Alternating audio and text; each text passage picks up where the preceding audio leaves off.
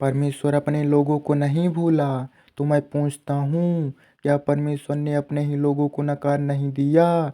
निश्चय ही नहीं, क्योंकि मैं भी एक इस्राएली हूँ, इब्राहिम के वंश से और बिन्यामीन के गोत्र से हूँ। परमेश्वर ने अपने लोगों को नहीं नकारा, जिन्हें उसने पहले से ही चुना था। अथवा क्या तुम नहीं जानते कि एलिय्याह के बारे में शास्त्र क्या कहता है, कि जब एलिय्याह परमेश्वर से इसराइल के लोगों के विरोध में प्रार्थना कर रहा था, हे प्रभु, उन्होंने तेरे नबियों को मार डाला, तेरे वेदियों को तोड़कर गिरा दिया, केवल एक नबी मैं ही बचा हूँ, और वे मुझे भी मार डालने का जतन कर रहे हैं।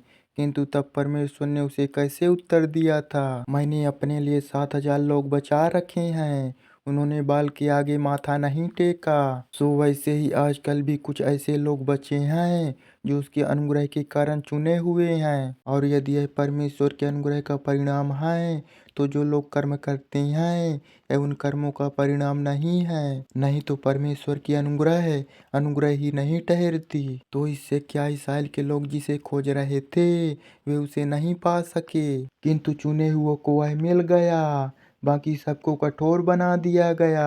शास्त्र कहता है, परमेश्वर ने उन्हें एक चेतना शून्य आत्मा प्रदान की, ऐसे आंखें दी जो देख नहीं सकती थी, और ऐसे कान दिए जो सुन नहीं सकते थे, और यही दिशा ठीक आज तक बनी हुई है। दाऊद कहता है, अपने ही भोजनों में फंसकर वे बंदी बन जाएं, उनका पतन हो और उन्हें दंड मिले, उनकी आंखें धुंधली हो जाए ताकि वे देख ना सकें, और तू उनकी पीड़ाओं तले उनकी कमर सदा सदा झुकाए रखें। सो मैं कहता हूँ, क्या उन्होंने इसलिए ठोकर खाई कि वे गिरकर नष्ट हो जाएं? निश्चय ही नहीं, बल्कि उनके गलती करने से गैर यहूदी लोगों को छुटकारा मिला, ताकि यहूदियों में स्पर्धा पैदा हो। इस प्रकार यदि उनके गलती करने का अर्थ सारे संसार का बड़ा लाभ है, और यदि उनके भटकने से गैर यहूदियों का लाभ है, तो उनकी संपूर्णता से तो बहुत कुछ होगा। यह अब मैं तुमसे कह रहा हूँ जो यहूदी नहीं हो, क्योंकि मैं विशेष रूप से गैर यहूदियों के लिए प्रेरित हूँ। मैं अपने काम के प्रति पूरा प्रयत्नशील हूँ, इस आशा से कि मैं अपने लोगों में स्पर्धा जगा सकूँ और उनमें से कुछ का उद्धार करूँ। क्योंकि यदि परमेश्वर के द्वारा उनके नकार दिए जाने से जगत में परमेश्वर के साथ मेल मिलाप होता है, तो फिर उनका अपनाया जाना क्या मरे हुओं में से जिलाया जाना नहीं होगा? यदि हमारी भेंट का एक भाग पवित्र है, तो क्या वह समूचा ही पवित्र नहीं है?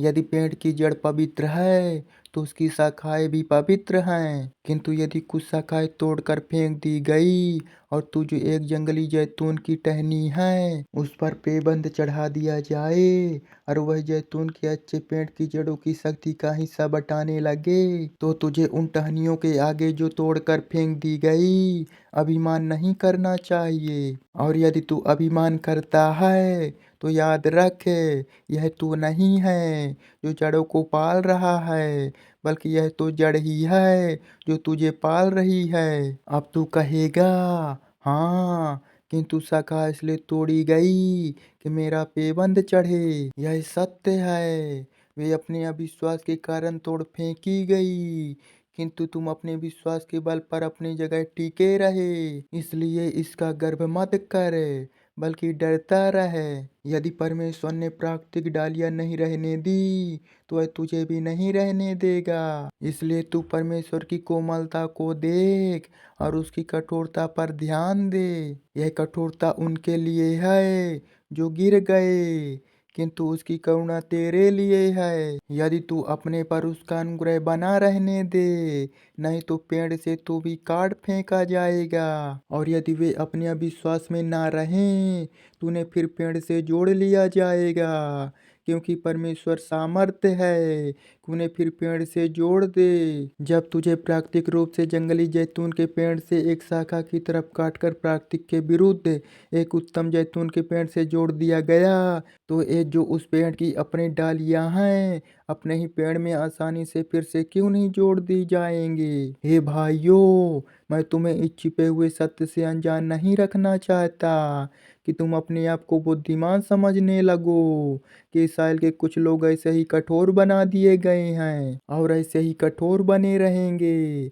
जब तक कि काफी गैर यहूदी परमेश्वर के परिवार के अंग नहीं बन जाते। और इस तरह समूचे इस्राएल का उद्धार होगा, जैसा कि शास्त्र कहता है, उद्धार करने वाला सिय्योन से आएगा, यह याकूब के परिवार से सभी बुराइयां दूर करेगा। मेरा यह वाचा उनके साथ तब होगा जब मैं उनके पापों को हर लूंगा। जहाँ तक सुसमाचार का संबंध है, वे तुम्हारे हित में परमेश्वर के शत्रु हैं, किंतु जहाँ तक परमेश्वर द्वारा चुने जाने का संबंध है, वे उनके पुरखों को दिए वचन के अनुसार परमेश्वर के प्यारे हैं। क्योंकि परमेश्वर जिसे बुलाता है और जिसे वह देता है, उसकी तरफ से अपना मन कभी नहीं बदलता। क्योंकि जैसे तुम लोग पहले कभी परमेश्वर की आज्ञा नहीं मानते थे, किंतु अब तुम्हें उसकी अवज्ञा के कारण परमेश्वर की दया प्राप्त है, वैसे ही अभी वे उसकी आज्ञा नहीं मानते, क्योंकि परमेश्वर की दया तुम पर है, ताकि अब उन्हें भी परमेश्वर की दया मिले। क्योंकि परमेश्वर ने सब लोगों को अवज्ञा के कारागार में इसलिए डाल रखा है